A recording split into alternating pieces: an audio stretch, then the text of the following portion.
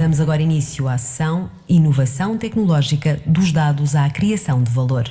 Conectividade e globalização conduzem a uma explosão sem precedentes na produção de dados. Estes são a nova matéria-prima do século XXI. Mas há que saber criar valor.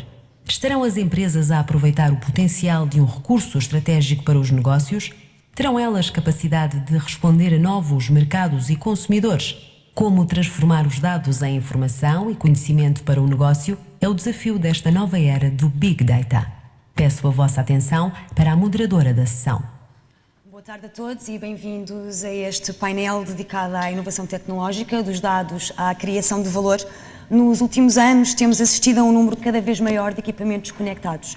E estes equipamentos conectados não são só os nossos smartphones, os nossos tablets ou os nossos computadores. Atualmente máquinas falam com máquinas, o software é serviço e isto é um desafio cada vez maior. A digitalização abre novas portas às empresas que também estão a ser desafiadas por este novo paradigma tecnológico que agora se começa a revelar e a impor com cada vez mais força. Na era do Big Data, a produção de dados está a atingir valores nunca antes vistos e as empresas cada vez mais querem aproveitar esse potencial de negócio e alterar o paradigma como essa informação está a ser tratada.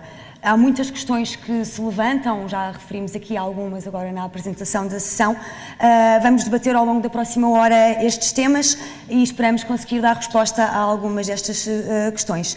Antes de dar a palavra ao keynote speaker da nossa sessão, o Joaquim Ribeiro, partner da Deloitte, vou apresentar os nossos oradores e agradecer, antes de mais, a vossa presença. À minha direita temos Rui Gaspar, diretor de tecnologia da SAP Portugal.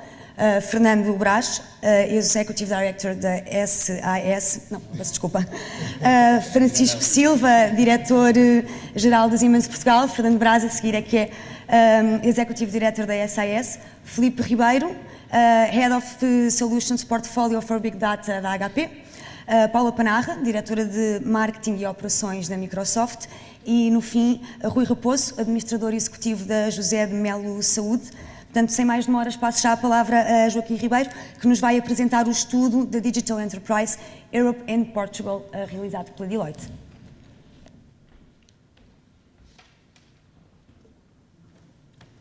Obrigado. Boa tarde, o meu nome é Joaquim Ribeiro e sou um dos sócios da Deloitte para as telecomunicações e gostava de agradecer à PDC pelo amável convite e cumprimentar os meus colegas painelistas de hoje. O estudo que eu trago para vos apresentar foi feito em conjunto com a Siemens e procura apresentar aquilo que é o estado da digitalização das empresas para Portugal, comparativamente com os seus congêneres da Europa. O grande desafio que eu tenho aqui hoje, nos próximos 15 minutos, vai ser conseguir-vos apresentar um índice de forma interessante após a hora de almoço, que é sempre o pior dos slots. Funciona. Eu era suposto estar atrás do pódio, mas acho que se calhar tenho que criar aqui alguma dinâmica pós-almoço para ver se tornamos esta sessão um pouco mais dinâmica. Nós estamos a viver, efetivamente, como a Cátia já mencionou, estamos a viver um período de revolução. Um período de revolução tecnológica e cuja tecnologia está a evoluir a um ritmo alucinante. Se pensarem, atualmente já existem mais dispositivos móveis do que existem pessoas e estamos a falar de uma tecnologia que surgiu há pouco mais de 20 anos. E isto está a ter um impacto tremendo nas empresas e em 1960 as empresas do Fortune 500 teriam uma expectativa de vida à volta de 75 anos. Atualmente, essas mesmas empresas de Fortune 500 têm uma esperança de vida de 15 anos com tendência decrescente. Obviamente há que fazer aqui a referência que a Siemens é clara exceção a esta com uma longevidade excelente. Outro exemplo também português, há que referir, são por exemplo os CTT, que têm uma das maiores longevidades das empresas portuguesas e estão precisamente também a passar por um período de transformar o seu modelo de negócio e tornar-se uma empresa mais digital para não deixar de ter negócio. O mais interessante também é que estes dispositivos estão conectados de formas que nunca antes imaginadas. E se pensarmos que daqui a 4 anos, em 2020, parece muito mais longe, mas daqui a 4 anos, a maior parte das estimativas aponta para que vão existir 32 mil milhões de dispositivos conectados, dos quais apenas 4 mil milhões serão utilizados por pessoas. Portanto, estamos a falar, efetivamente, toda a dinâmica do machine e outras formas de conectar que, se calhar, neste momento não conseguimos antever. Toda esta revolução tem criado uma série de modelos de negócio. Modelos estes de negócio que, se calhar, há uns anos atrás nós consideraríamos duvidosos ou com pouca probabilidade de sucesso. Se calhar um dos casos que nos vem mais rapidamente à mente é o caso da Netflix. A Netflix, em 2008, quando perguntaram ao CEO da Blockbuster o que é que ele achava da Netflix, ele mencionou que nem sequer constava na lista de concorrentes. Passados uns anos, atualmente temos a Netflix com uma capitalização bolsista de 50 bilhões de dólares, foi considerada uma das 50 empresas mais inteligentes pelo MIT e a Blockbuster está falida. Outro dos exemplos também interessantes, um exemplo português, é a Uniplaces. A Uniplaces foi incubada na Deloitte há dois anos e meio e, ao longo destes 2 anos, conseguiu estar presente em 85 países, está a ter faturações superiores a 5 milhões de libras, é um marketplace de casas para universitários, não possui uma única casa. Portanto, efetivamente, são modelos de negócio que estão a surgir com uma velocidade tremenda e que tiram proveito destas tecnologias. A questão que eu gostava de alguma forma, responder hoje é: será que as empresas estão preparadas para este mundo digital? E foi com base nessa questão que, com a Siemens, criámos este índice, e este índice procura refletir, procura capturar todos os principais vetores que influenciam as empresas e que, de alguma forma, nos indicam se estão ou não preparadas para abraçar estes desafios da digitalização. Eu diria que metade destes indicadores são indicadores de contexto, são indicadores que, no fundo, refletem o estado de Portugal e se nós, enquanto país, estamos a criar as condições para que surjam estas empresas, e outra metade destes indicadores são indicadores mais, diria, introspectivos para as empresas e é a sua capacidade de investir, se estão a investir nestas tecnologias, se estão à procura destes desafios ou não. Este indicador teve por base uma compilação, quer de estudos da Deloitte, como o CIO Survey, que são feitos por todo o mundo, e um misto também de uma série de indicadores, de Eurostat e de indicadores publicamente disponíveis. Aliás, o estudo, após esta sessão, estará disponível na íntegra e tem lá fora umas revistas da Siemens que indicam onde é que o estudo se encontra. E Portugal? Como é que Portugal está neste índice e no fundo, qual foi o resultado inicial deste estudo? O resultado deste estudo é que, efetivamente, estamos a meio da tabela. Estamos em 15º, estamos um pouco abaixo da média europeia, mas muito próximo. E eu diria que a grande conclusão que nós que realizámos o estudo conseguimos tirar é que existe aqui um potencial fabuloso nos próximos anos para as empresas portuguesas. Porque se nós virmos que a digitalização é inevitável, esta evolução é inevitável, as empresas portuguesas vão ter que evoluir na sua maturidade, vão ter que abraçar estes desafios. E, portanto, o facto de nós estarmos a liderar este pelotão que está à beira de se tornar utilizador avançado destas tecnologias, cria oportunidades para estas empresas, cria oportunidades para nós que trabalhamos com estas empresas, para os fornecedores destas empresas. Agora, isto também há que perceber que isto é uma média e que provavelmente as pessoas que estão aqui neste painel, encontram-se no quartil superior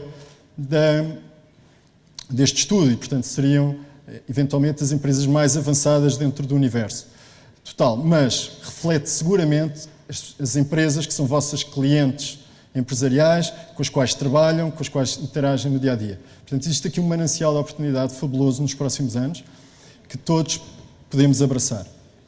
E se olharmos para topo da tabela e pensando também nas sessões que ocorreram nestes dias na APDC, não é de espantar que encontramos os países escandinavos, encontramos a Holanda, encontramos a Bélgica.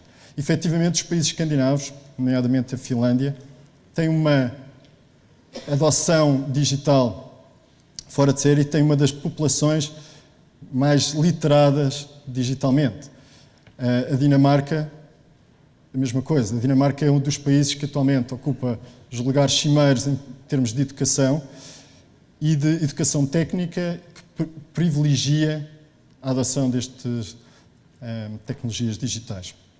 Em seguida, vou apresentar algumas destas categorias, algumas delas em um pouco mais de detalhe, com alguns exemplos, sempre olhando para o copo meio cheio, sempre com uma perspectiva de vos passar aquilo que nós consideramos que podem ser as oportunidades para as empresas e quais são os vetores que nós achamos que seriam interessantes para evoluir.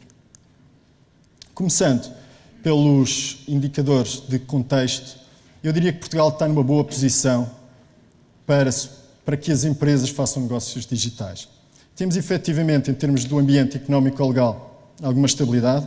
Estamos a olhar para os temas de propriedade intelectual e de pirataria de dados. Sabemos que é um issue, mas estão a ser trabalhados. Temos muito boa infraestrutura. Aliás, ontem no Estado da Nação foi amplamente mencionado quão essa infraestrutura vai continuar a evoluir. Efetivamente, em termos de poder de compra, não temos o mesmo poder de compra que os nossos parceiros europeus, portanto, embora os preços até sejam competitivos, não são tão apetecíveis para algum tecido empresarial português, mas fruto da concorrência isso também será resolvido nos próximos anos.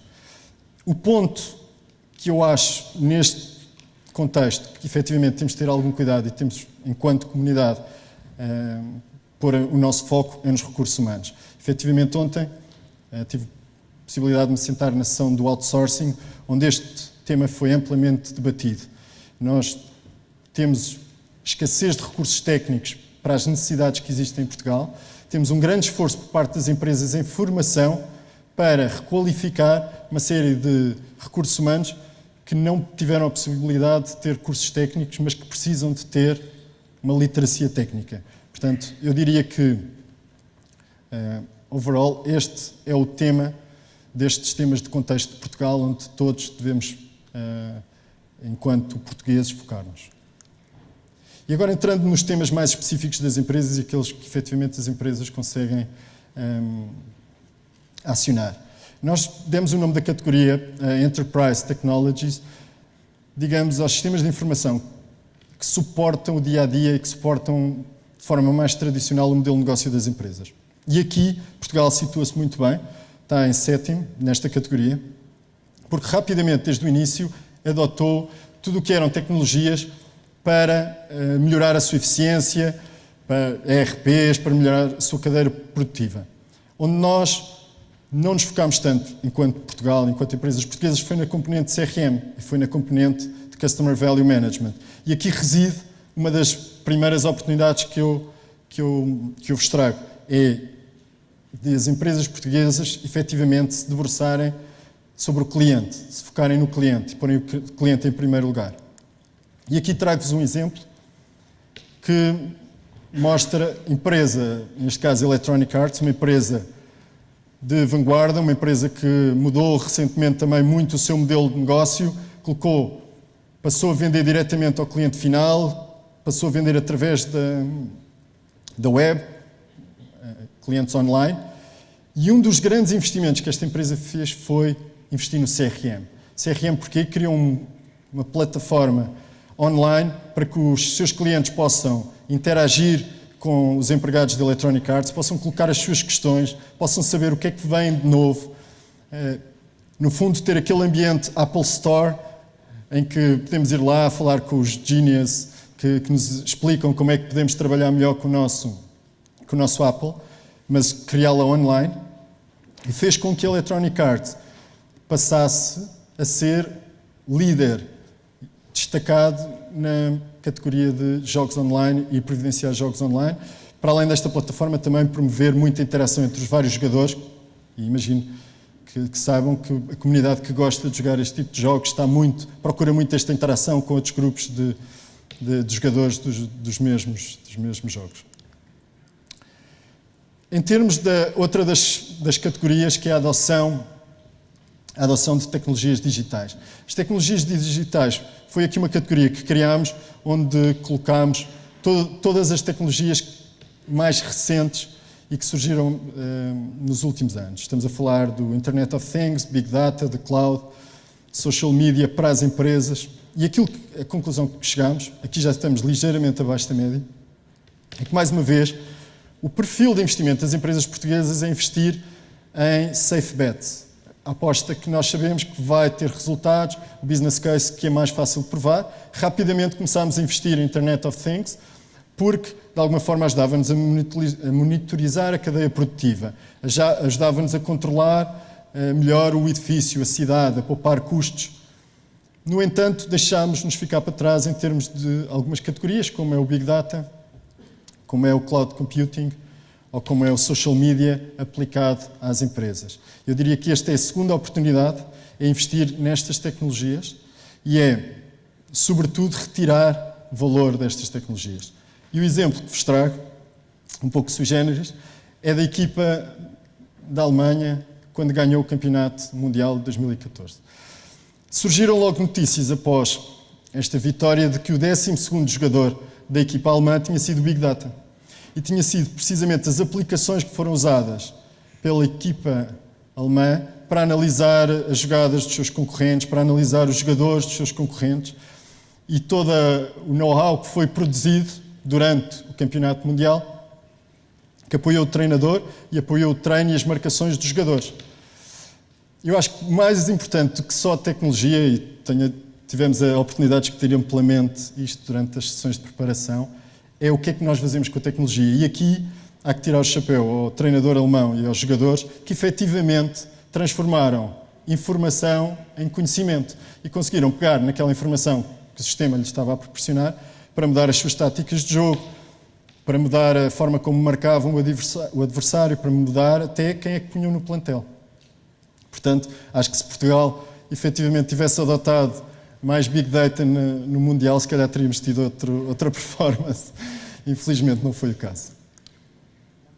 Em termos de serviços, e esta é a última das categorias, serviços eletrónicos. Aqui Portugal focou-se e tem-se focado nos últimos anos, e estes indicadores mostram muito mais na componente governamental. Fizemos um excelente investimento em digitalizar tudo o que era serviços governamentais.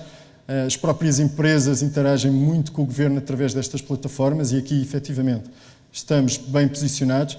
No entanto, o que nós testemunhamos é que as empresas não tiveram a mesma performance e as empresas estão bastante atrás dos seus congêneres europeus, o que faz com que globalmente estejamos na cauda desta categoria.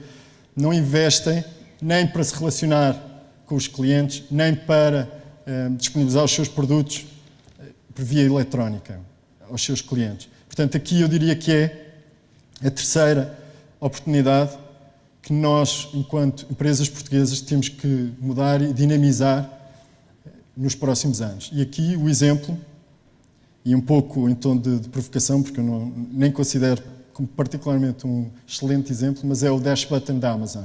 O Dash Button da Amazon é um botão, e um botão pode ser um canal. Portanto, quando nós pensamos em canais, não precisa ser só aplicações, sites, pode ser um botão. Este botão é colocado, por exemplo, na máquina de lavar, e quando eu deixo de ter detergente, eu carrego neste botão.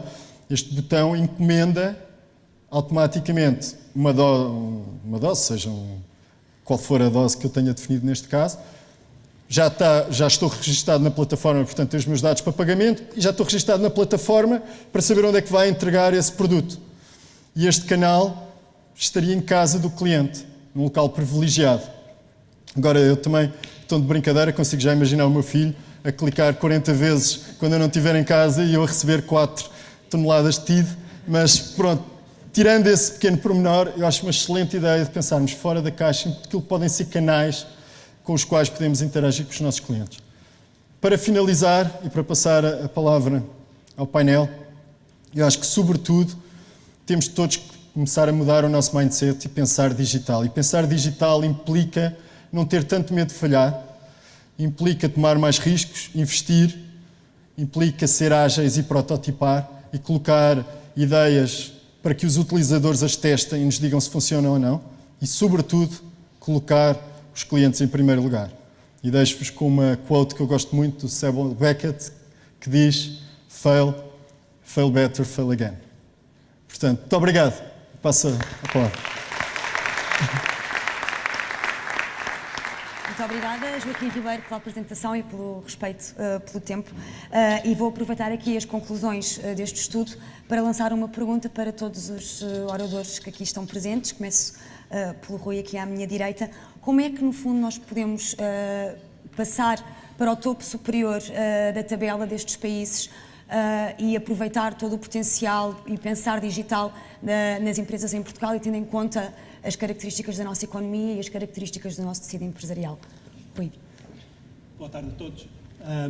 Em primeiro lugar, agradecer à organização do Congresso o convite que nos fizeram para abordar este tema que é incontornável da digitalização.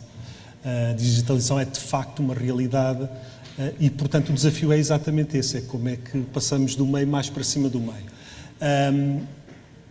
Em primeiro lugar, temos uma boa base para começar, ou seja, estar na posição em que estamos significa que há um conjunto de pressupostos ou de requisitos que nós já os temos minimamente cumpridos. Isto é importante porque quando nós falamos de digitalização, se quiserem, há aqui um bocadinho 3 estágios. O primeiro é a conectividade. E uma das coisas que vimos no estudo é que isso temos e é boa e funciona bem. Isso é a base, ou seja, sem isso os dados não chegam a lado nenhum, não é? Numa segunda instância, temos que ser capazes de ter inteligência. Se quisermos, os dados são memória, mas a memória por si não vale nada se não tivermos algo que a processe. E isso é, de facto, inteligência. E aí, olhando também um bocadinho para o estudo, vimos que já fizemos algum caminho. E se calhar, até olhando um bocadinho para o tecido empresarial na sua faixa mais alta, é algo que está razoavelmente desenvolvido. Temos aqui um bocadinho um desafio da generalização do acesso a esse tipo de capacidades e, de facto, à utilização da inteligência sobre os dados que, efetivamente, hoje todos temos, quer sejamos uma grande empresa, uma instituição pública ou uma PME. Mas como é que nós vamos conseguir, de facto, criar essa inteligência? Há aqui um aspecto que também tem aparecido muito nas conversas destes dias, que é o cloud computing, os serviços na cloud. Porque, de facto, essa abordagem o que permite é que este tipo de tecnologias estejam acessíveis a todos. Ou seja, é a mesma coisa que nós temos eletricidade em casa. Eu uso muito este exemplo no início do século XX, quando a eletricidade começou a ser utilizada nos meios industriais. As fábricas tinham o seu próprio gerador, não havia rede elétrica. Nós estamos nessa fase, não é? Chegamos aqui a um ponto onde agora temos recursos de computação que se podem consumir como eletricidade. Isto é muito importante para, de facto, levar esta inteligência a todas as empresas, sejam elas, nós falávamos há bocadinho das empresas de 3 ou 4 pessoas, as empresas de 3 ou 4 pessoas também tiram partido destas abordagens, destas tecnologias, destas ferramentas, mas para isso há, de facto, este requisito. E aí, lá está, é uma área, e novamente o estudo também apontava esse caminho, é uma área em que vale a pena investir e em que teremos que caminhar, para chegar, de facto, ao terceiro estágio. E o terceiro estágio resume-se, se quiserem, e falámos aqui em vários exemplos, em novos modelos de negócio. E aí acham que temos uma oportunidade absolutamente tremenda, porque quer pela evolução normal das organizações, quer por alguma contingência do ambiente económico que tivemos no país, de facto as organizações estiveram focadas durante muito tempo em eficiência, ou seja, fazer o que faziam de uma forma melhor, produzindo mais e gastando menos, que é um aspecto naturalmente muito importante. Mas há aqui uma oportunidade adicional que é o que é que eu posso fazer que me cria um novo negócio, uma nova linha de negócio ou o negócio que eu faço hoje, mas com um modelo completamente diferente que me produz resultados muito mais interessantes. E aqui estamos a evoluir novamente, exemplos que vimos aqui, passarmos da pura produção de produtos para negócios cada vez mais baseados em serviços, que criam de facto uma oportunidade que ao mesmo tempo nos aumenta as receitas, ao ter clientes mais satisfeitos e a comprar mais produtos, mas também nos baixa os custos, porque conseguimos criar eficiências no processo e conseguimos de facto aproveitar portanto, os nossos resultados. Rui, e portanto eu acho que era um bocadinho por aí. Sim. Já lá vamos mais aprofundadamente à questão do modelo de negócio. Queria ouvir o Fernando Silva sobre este tema. Pois, eu iria um pouco na sequência do que disse também, e de facto eu acho que temos que ir um bocadinho a montante e pensar se as nossas empresas e se todos nós temos de facto a transformação digital na estratégia da nossa empresa. E isto vai muito para além da eficiência dos processos internos e da otimização de tudo aquilo que fazemos internamente. Começa desde o desenvolvimento dos produtos e das soluções, se eles estão pensados realmente neste mundo digital. Passa muito, eu aliás gostava de pegar aqui, não é do estudo da Deloitte, numa pergunta que foi feita a 47 empresas e onde se perguntava, num estudo que a Siemens também promoveu, o que significa para si o termo digitalização. E antes de eu dizer qual foi a resposta, eu acho que das duas uma, ou a pergunta estava mal formulada, que eu acho que é um bocadinho nesse sentido que devemos ir também, mas que de facto 64% das respostas disseram é a mudança do analógico para o digital. Eu acho que isto mostra de facto que, independentemente de uma parte destas respostas virem da formulação da pergunta, que não está na estratégia das nossas empresas e não está na cabeça dos nossos gestores a transformação digital. Está, assim, a aproveitar de algumas tecnologias que a digitalização permite para otimizar os seus processos. E, portanto, eu acho que este é o ponto de partida, é colocar a digitalização e a transformação digital como um ponto central da estratégia das nossas empresas, no sentido de realmente encontrar novos modelos de negócios, novas áreas de intervenção que nos permitam crescer com competitividade, porque obviamente os processos internos trazem-nos a competitividade, mas nós temos que crescer e temos que crescer para além daquilo que são as fronteiras de Portugal e temos que crescer num mundo que cada vez é mais global. E portanto eu acho que esta questão da digitalização não é algo que vai acontecer no futuro, é algo que está a acontecer hoje. E ao percebermos que está a acontecer hoje, obviamente teremos que responder rapidamente. De facto, hoje a mobilidade já não é o acesso à informação, já não é fixo, é móvel. Já não é diferido no tempo, mas é no momento, nós somos capazes de aceder no momento. Há um shift também nos temas da privacidade, ou seja, passamos de um tema de privacidade quase doentio, em que todos nós queríamos ter o máximo de privacidade, e aliás eu penso que a nossa legislação prevê uma salvaguarda muito grande nesse nível, para uma muito maior flexibilidade, e somos nós próprios que fazemos disclosure de muita informação que é relevante. E, finalmente, também passamos em momentos e tempos onde os ingleses dizem one fits all, para uma personalização das experiências. E isso é também um grande desafio, porque, de facto, embora a Siemens seja uma empresa de business to business, essencialmente, e, portanto, não esteja a lidar diretamente com o consumidor final enquanto, digamos, negócio, está presente junto dos consumidores finais, seja na área da saúde, seja nos edifícios, seja na energia. E, portanto, esta necessidade de personalizar as experiências e de encontrar respostas personalizadas é uma tendência que, de facto, vai contra a noção da globalização. Ou seja, enquanto está a tornar tudo mais global, as soluções vão se tornando cada vez mais personalizadas e locais. Portanto, é um grande desafio, e é um grande desafio essencialmente no sentido da construção dos tais novos modelos de negócios, novos produtos e novas ofertas que permitam encontrar as melhores saídas e o crescimento que todos nós desejamos. Fernando Brás. Boa tarde a todos. Agradecer também à PDC pelo amável convite que endereçou ao SAS. Para nós é uma honra estar aqui presente. Eu penso que o facto de estarmos em 15º naquele estudo que partilhou connosco e face à crise que Portugal passou não é assim tão mau, porque aquele estudo tem várias vertentes. Em algumas vertentes nós estamos bastante bem, noutras vertentes, como o principal tópico do debate aqui de hoje, nós efetivamente ainda temos que, em Portugal, como o estudo demonstrou, ainda temos que evoluir. E eu quase me atreveria a deixar ao Congresso o desafio que para o ano quase alterar o nome, não é? Porque em vez do Congresso das Comunicações, quase podemos pôr aqui a palavra dados das comunicações. Porque não sei se repararam que ao longo do Congresso, desde a abertura do ex-vice-presidente da Comissão Europeia, onde falava dos termos de Big Data. E quase todas as apresentações ao longo dos 2 dias de congresso, toda a gente fala de data, mais do que telecomunicações. Fomos aos seguros, falavam de dados, acesso aos dados, big data, como é que vamos tirar proveito disso, como é que vamos explorar isso e tudo aí fora. E esta é a temática que nós hoje aqui estamos e faz lembrar aquela altura da minha juventude, onde nós, entre rapazes, toda a gente falava de sexo, mas quase ninguém praticava, não é? E, portanto, aqui é um bocadinho o mesmo. Toda a gente fala de Big Data e eu fico contente por pertencer a uma empresa que existe há 40 anos e que só faz isto, não é? E vejo hoje todos os meus colegas e todas as empresas a falar de uma coisa que a minha empresa faz há 40 anos.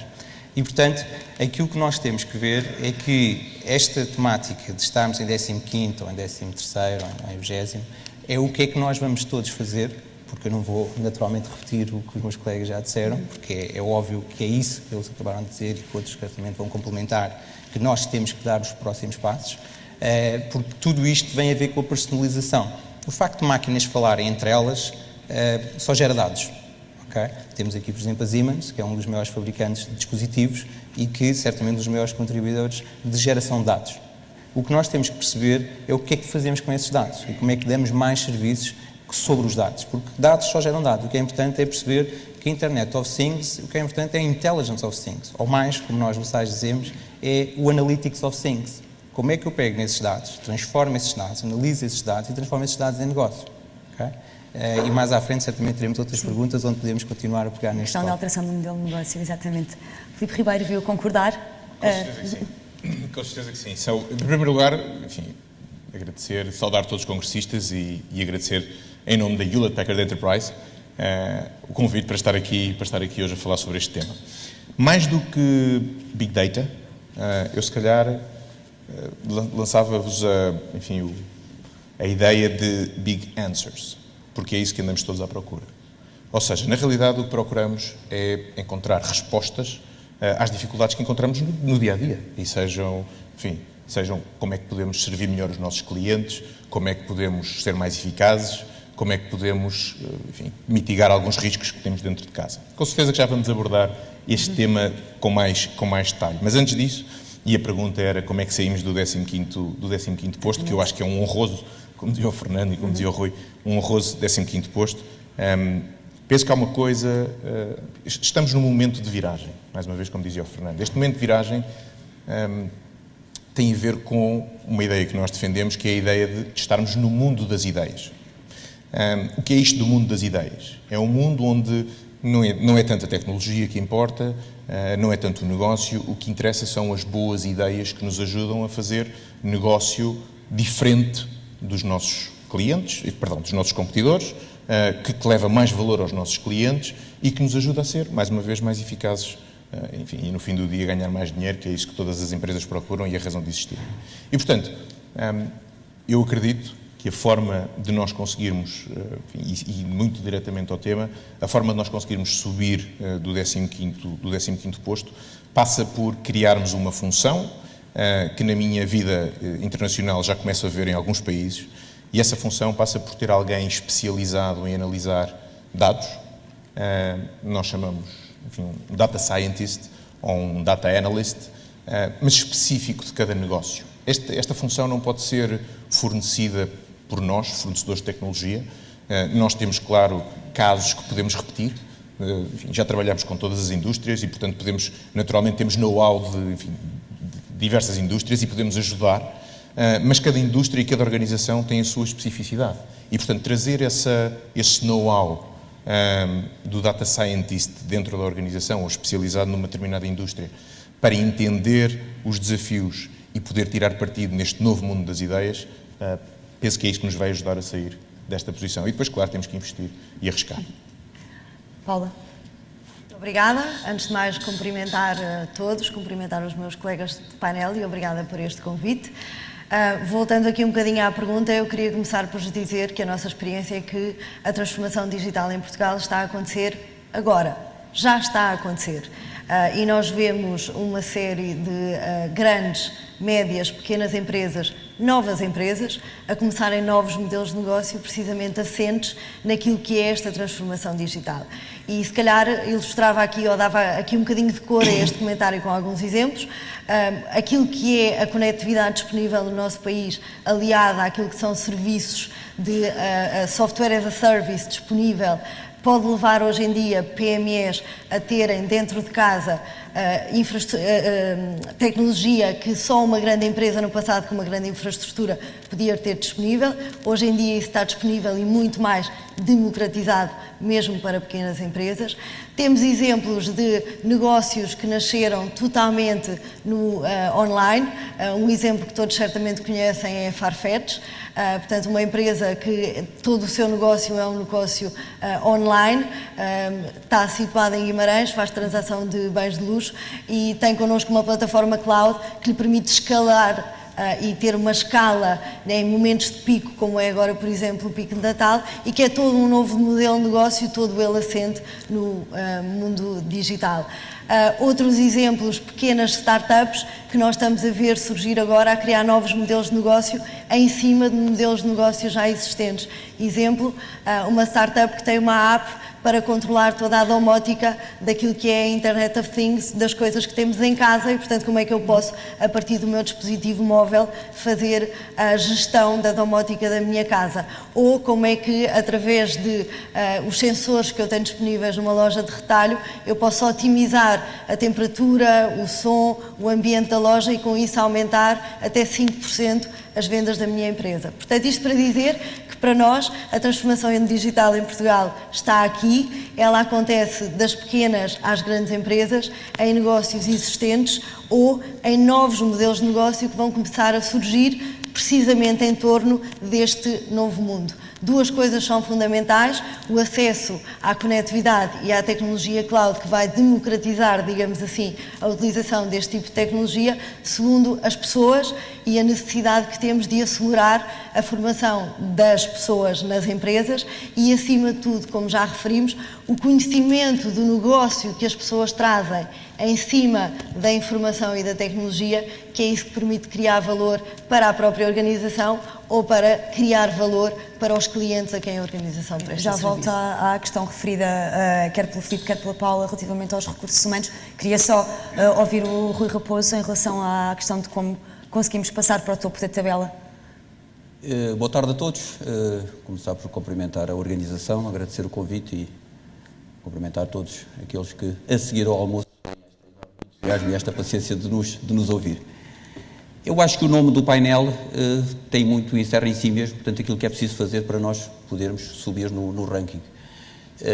O nome, o título, o tema que nós estamos aqui a falar é dos dados à criação de valor, e eu acho que aquilo que nós temos que fazer efetivamente é evidenciar como é que, com o melhor tratamento de dados, de mais dados, nós criamos efetivamente valor.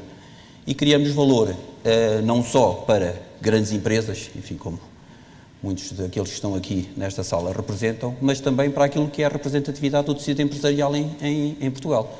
Como é que uma pequena empresa com 4 ou 5 trabalhadores que vive neste momento em modo de sobrevivência, como é que consegue percepcionar que, com o acesso a estas soluções, quer em termos tecnológicos, quer em termos, portanto, aplicacionais, como é que com isto ele consegue, portanto, criar mais valor, rentabilizar mais o seu negócio, portanto, ter melhores resultados no fim do.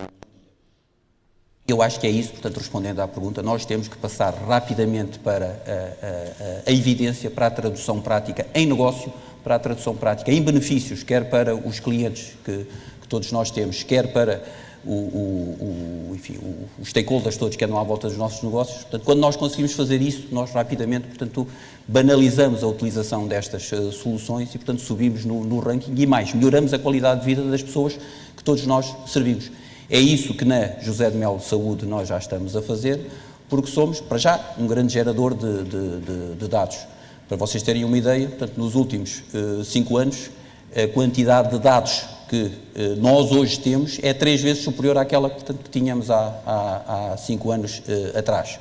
E já aprendemos, portanto, qual é o valor do tratamento correto desses dados. Nós, em cima desses dados hoje, portanto, nós temos um conjunto de ferramentas, um conjunto de aplicações que nos permitem segmentar de maneira muito precisa, portanto, os nossos clientes e a partir dessa segmentação perceber quais são as necessidades específicas em saúde que esses clientes têm.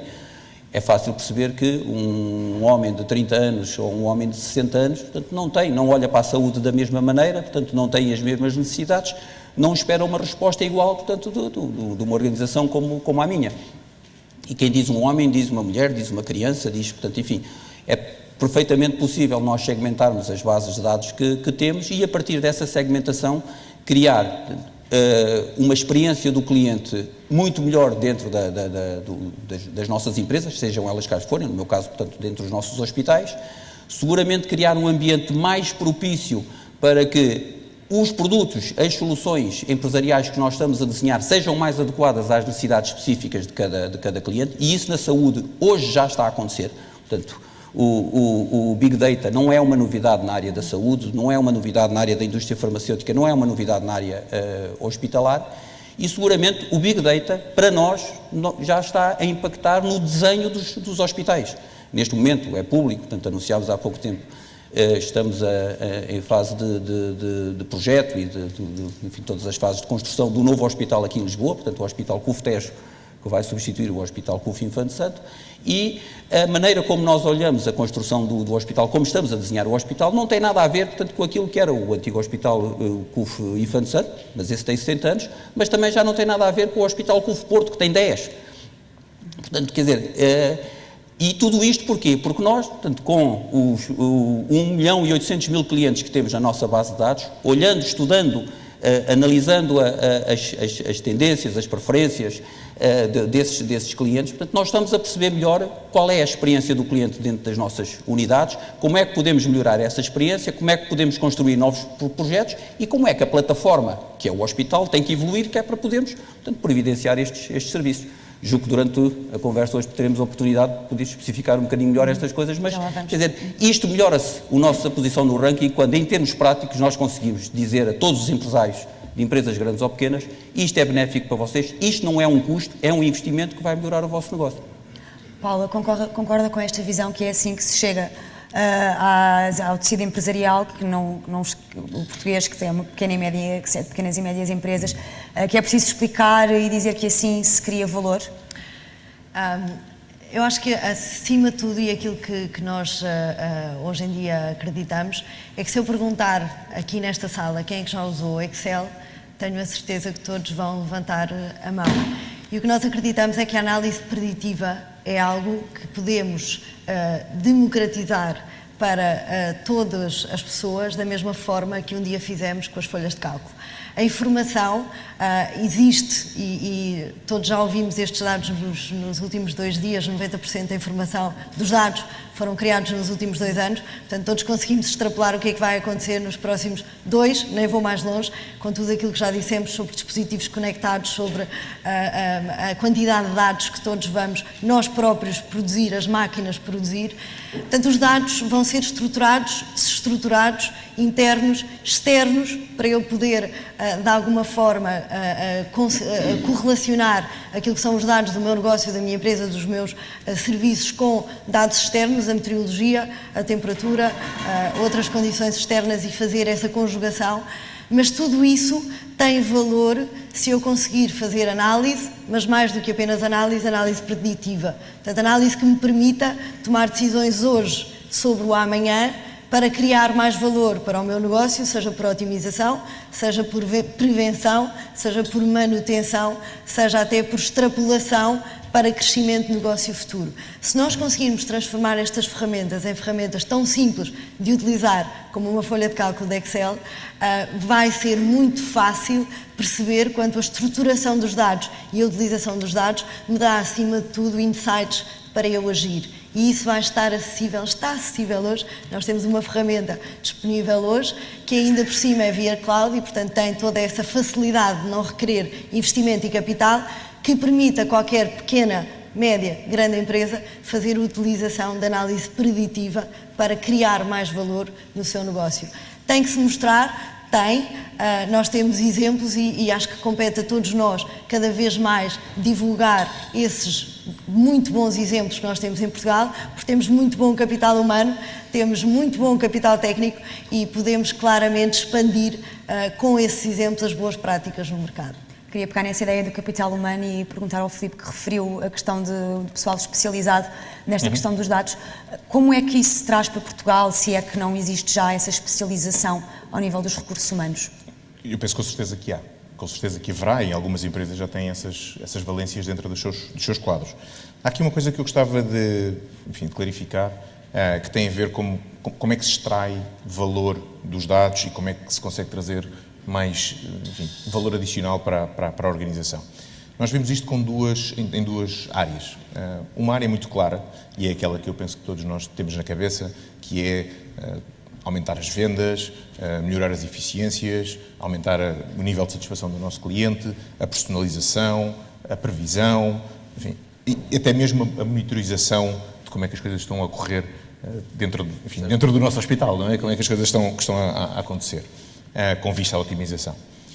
Há uma outra área que ainda não foi aqui focada, mas que me parece que é muito importante também, que se prende com o controlo dos riscos. As organizações estão expostas, naturalmente, que a informação nos ajuda a otimizar todas estas coisas, mas, por outro lado, essa mesma informação, se for mal utilizada, misused, não é mal utilizada no sentido de ser mal utilizada, mas mal utilizada, enfim, porque não foi bem tratada, pode gerar problemas para a nossa organização, sejam problemas de regulação, sejam problemas legais, sejam situações, enfim, de algum uncompliance face a alguma necessidade que tenhamos perante o mercado ou perante as entidades reguladoras. Este tópico é um tópico que às vezes nos esquecemos, e eu não queria-vos dar um exemplo, porque estas coisas às vezes com exemplos são mais fáceis de entender. Um exemplo que eu dou muitas vezes, mas que é um exemplo bem específico e bem ilustrativo. A BP, a British Petroleum, e não sei se está aqui alguém da BP ou não, mas como todos sabemos, porque é público, teve aquele problema aqui há 2 anos no Golfo do México com o derrame do petróleo naquela plataforma petrolífera. Portanto, o que aconteceu foi que toda a gente que era gente e que foi afetada por aquele desastre ambiental processou a BP. A BP, a certa altura, teve uma necessidade de recolher toda a informação que foi discutida sobre, enfim, todas aquelas ocorrências, desde todos os sensores, já falámos do IoT, mas enfim, todos os sensores que a plataforma tinha, mas mais do que isso, os e-mails que foram trocados, as chamadas telefónicas que foram feitas, enfim, todo o tipo de comunicação que aconteceu imediatamente após o acidente. Para quê? Para poder responder em tribunal aos problemas, enfim, como é que poderia, enfim, quais foram as ações e as medidas que tomou para mitigar a situação. Esta não é à partida, eu não estou aqui a ganhar nada, não estou a vender nada aos meus clientes, mas estou a ganhar valor ou a criar muito valor para a organização e a responder de forma eficaz aos problemas que tinha. Na realidade, eles aqui só estavam a deixar de perder por causa das indemnizações que tinham que pagar. E, portanto, esta é uma outra vertente do Big Data, que às vezes, eu não vou dizer que nos esquecemos, mas que não estamos tão atentos, e, portanto, eu queria deixar aqui esta nota porque me parece relevante. No outro ponto, um exemplo do lado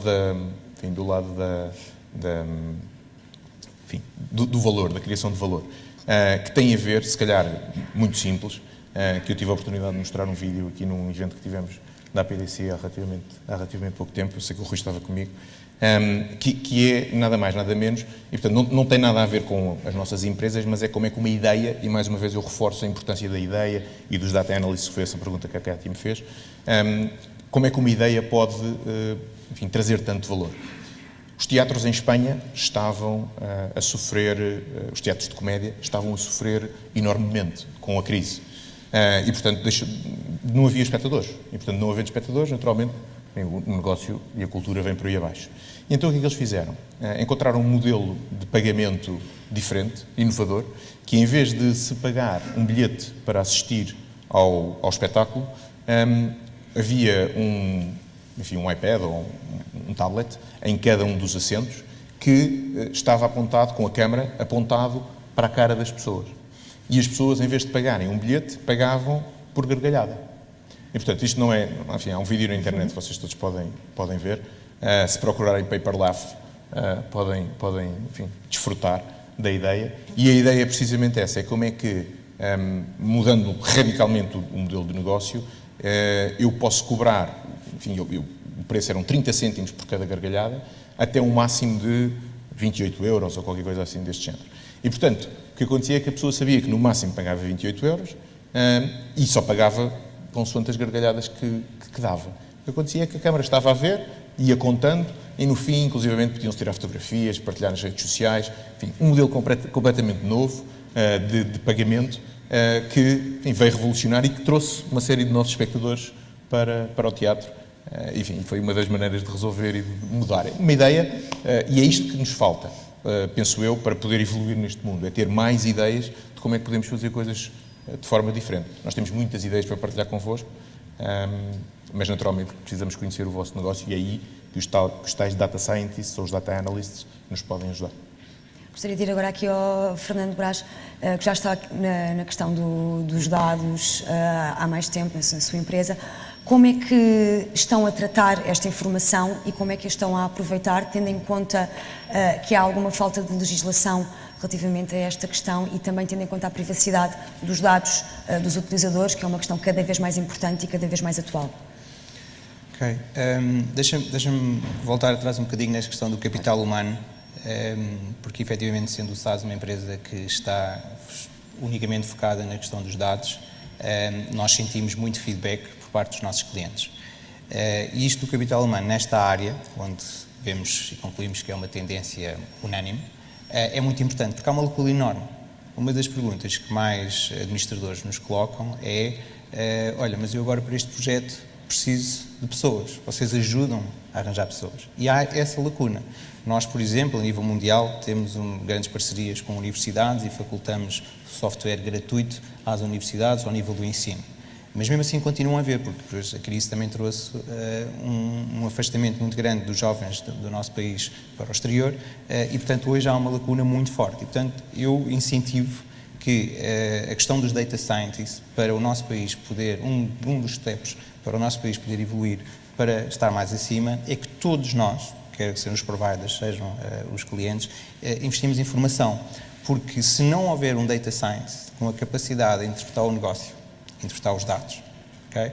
Mais uma vez, como eu dizia há pouco, não vale nada esta geração brutal de dados, que em 4 anos vão passar de cerca de 10 mil milhões os devices vão passar de 10 mil milhões para cerca de 32 mil milhões, se nós não tivermos as competências necessárias. E, portanto, eu deixei aqui aliás, o Rui falámos sobre isso também há pouco, tem esse problema na área médica, não é? Que é como é que vai poupar mais, não é?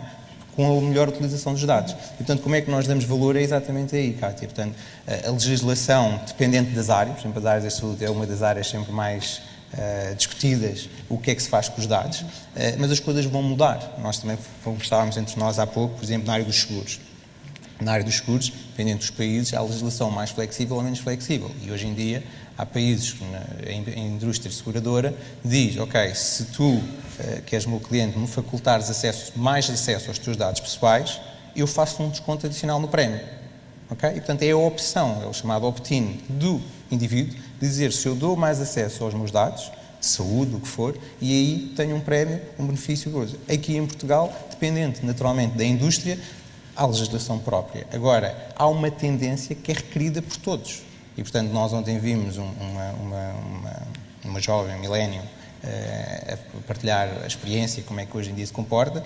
Alguns de nós temos filhos e, portanto, vemos como é que os nossos filhos, o meu filho, a única coisa que vive é com o telemóvel. E com o telemóvel ele faz tudo. Portanto, é impensável para ele, que tem 14 anos, com os 20 e tal anos, quando chegar ao mundo do trabalho, continua a fazer tudo com o telemóvel ou com devices similares, porque isto vai evoluindo. Hoje em dia, os novos relógios também já fazem uma série de coisas e estão sempre a gerar dados. E, portanto, a legislação adaptará-se conforme o que o mercado vai exigindo. Portanto, como também falámos há pouco no estudo do Joaquim, na área pública, houve um passo fantástico na última década, ok? Nós nessa área, e foi uma pena, como todos sabemos, o fator crise, porque nós estávamos a ter um percurso extraordinário e que recebia elogios de toda a gente.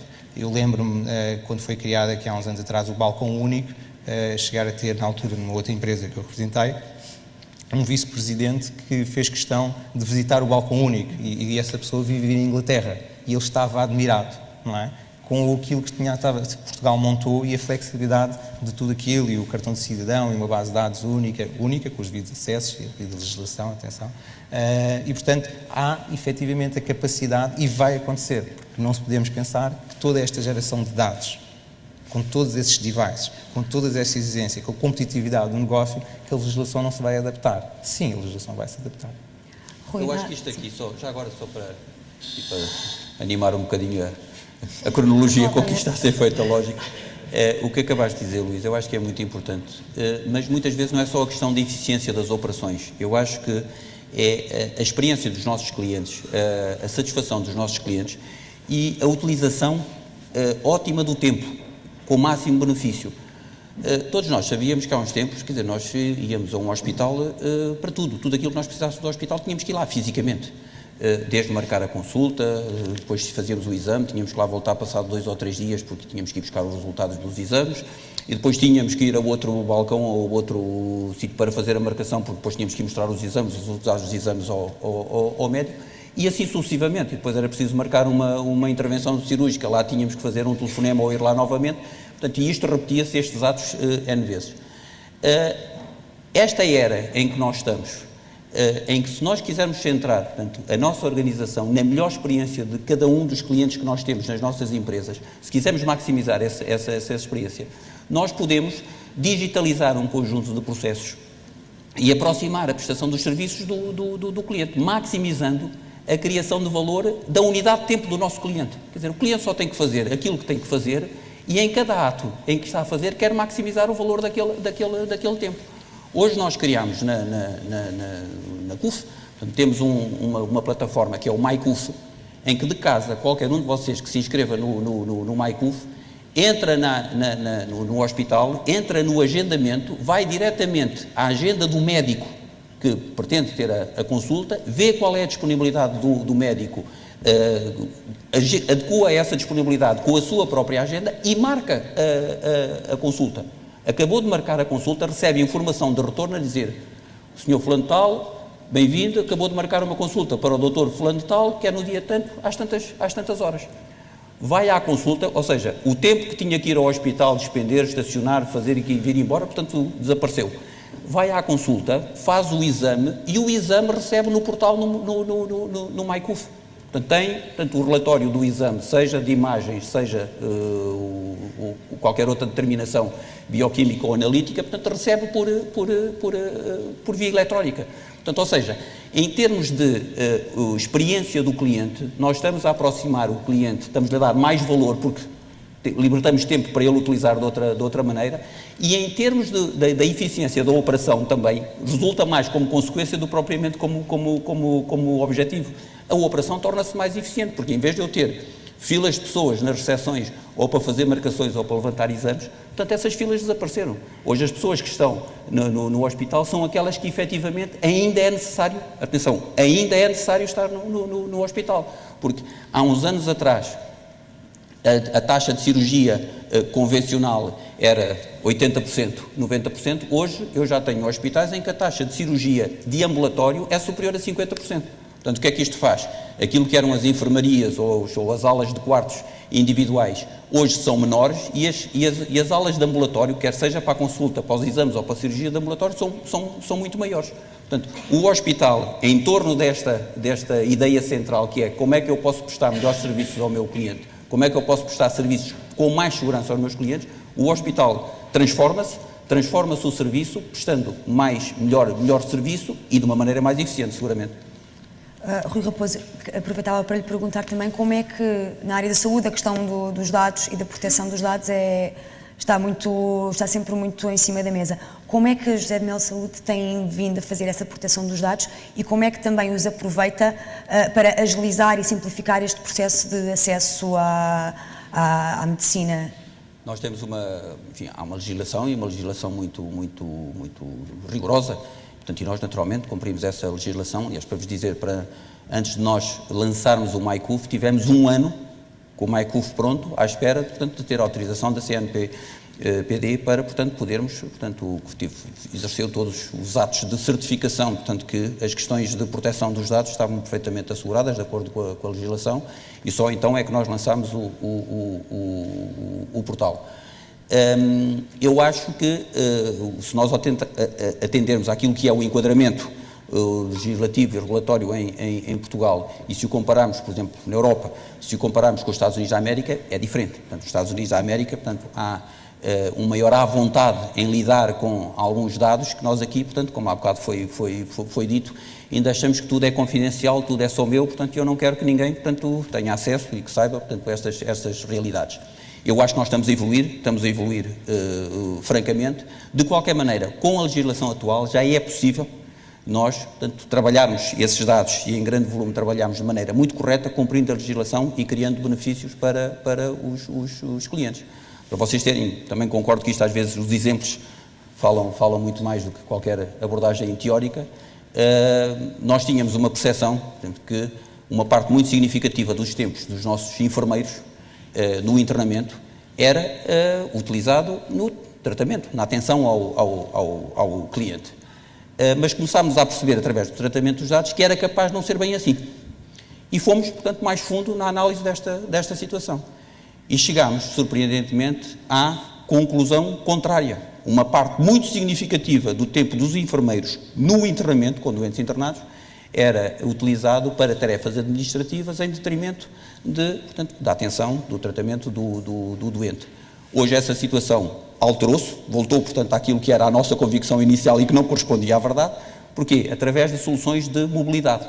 Portanto, os nossos enfermeiros conhecem a tipologia dos hospitais, portanto, os quartos ou as enfermarias, depois há uma estação de trabalho onde estava um computador, onde todos os profissionais, independentemente daquilo que estão a fazer com cada doente, tomavam nota nos papelinhos, então, no bolso da bata, e depois descarregavam aquilo, doente a doente, ficha do doente a doente, com todo o perigo até de trocas, de erros, portanto, naquilo que estavam a alocar a cada doente.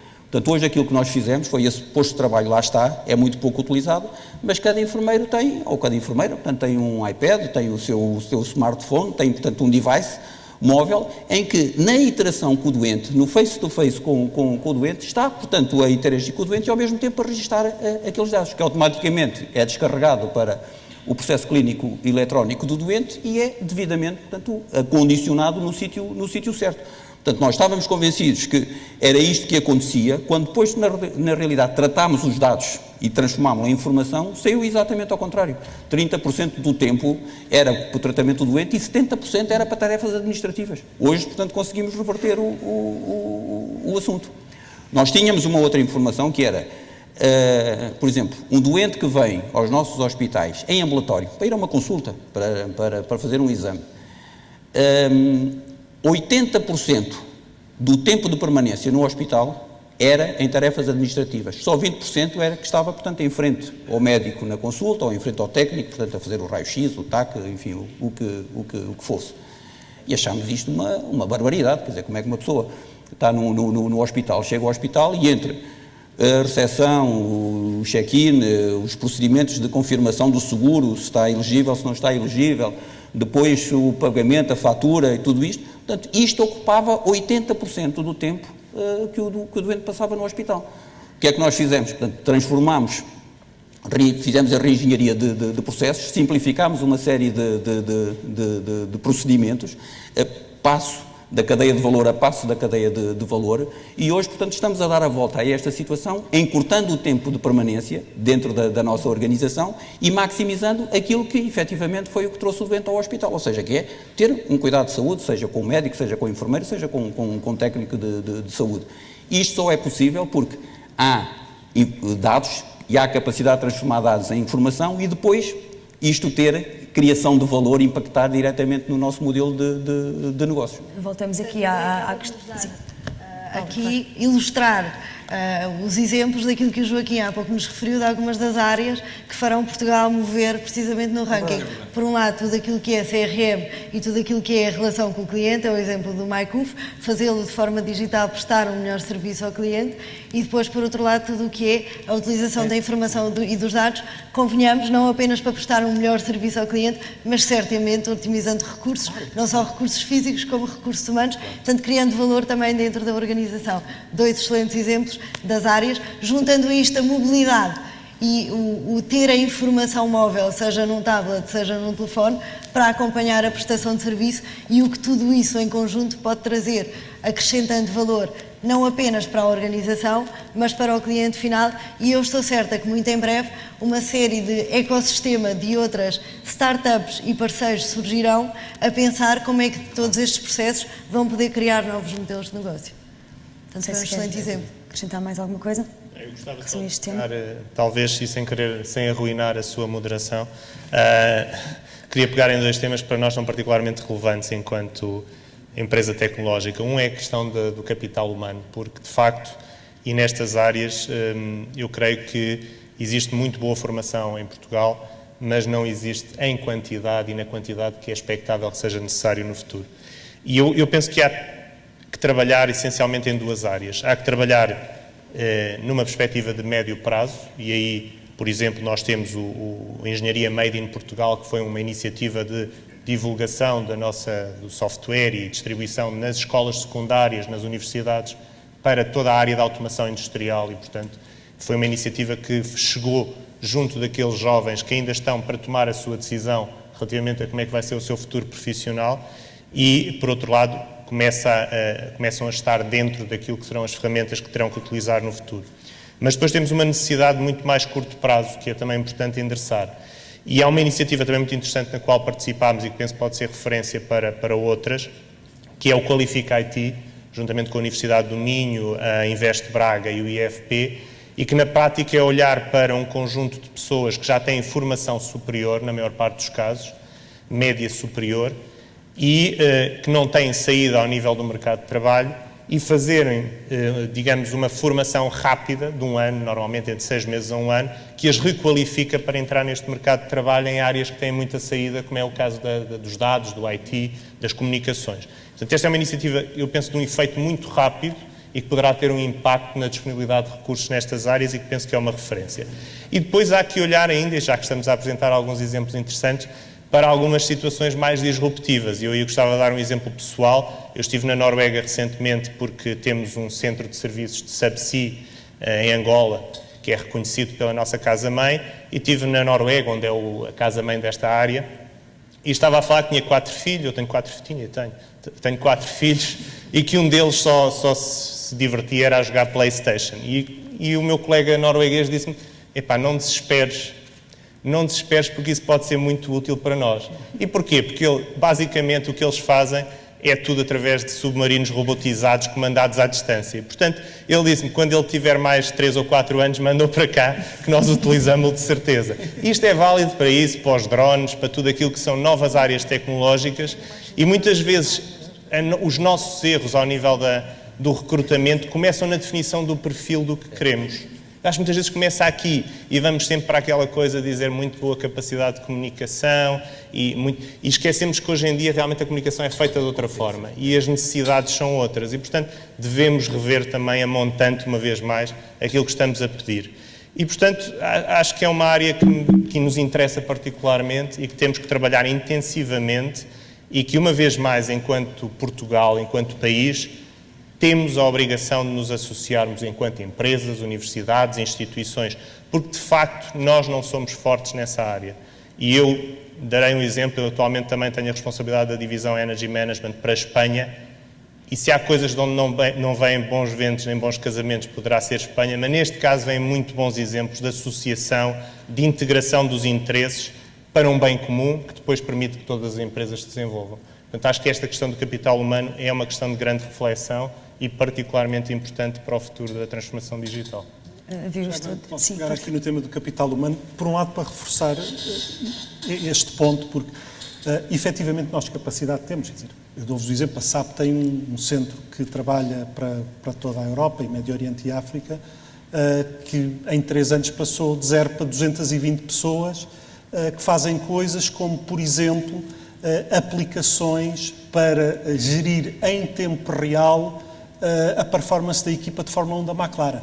Ou seja, para permitir aquilo que antes se fazia em diferido, que é, levamos um caminhão de dados para a fábrica, analisamos a seguir para a próxima corrida, para agora fazermos em tempo real na própria corrida, com dados dos carros, da meteorologia, das outras equipas e por aí. E temos pessoas em Portugal que trabalham nisto. E é só um exemplo. Portanto, nós capacidade temos é que ter mais, não é? Portanto, este é um aspecto que eu acho que está claríssimo, já se falou aqui, a interação com universidades, que é uma coisa que acho que mais ou menos todos também estamos a potenciar cada vez mais e é absolutamente fundamental. Gostava também de abordar por outro lado e a pegar no exemplo da seleção alemã de futebol, em que a SAP teve um envolvimento muito direto, de facto, na utilização dos dados para o sucesso da seleção. E eu acho que isto é um exemplo, de facto, da transformação do capital humano. Porque, vão lá dizer, um jogador de futebol que agora vai usar camisolas sensorizadas e sensores nas botas e não sei quantas câmaras à volta do campo para fazer processamento de imagem, serão as primeiras pessoas a dizer, eu não quero isso, não é? Isto não é compatível com jogar futebol. No entanto, isto é também uma transformação da maneira como as pessoas trabalham.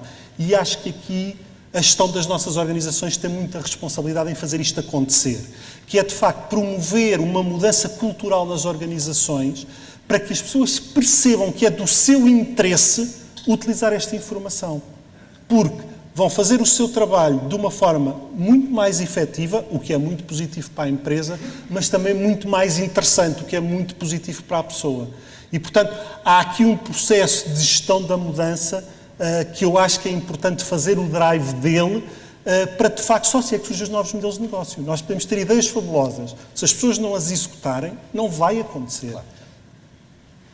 Como é que, no fundo, a questão é essa, como é que se altera este paradigma e se chega a estes novos modelos de negócio que podem ser lucrativos para as empresas? Esta questão é para todos. A quem quiser começar, começa ali pela Paula, talvez.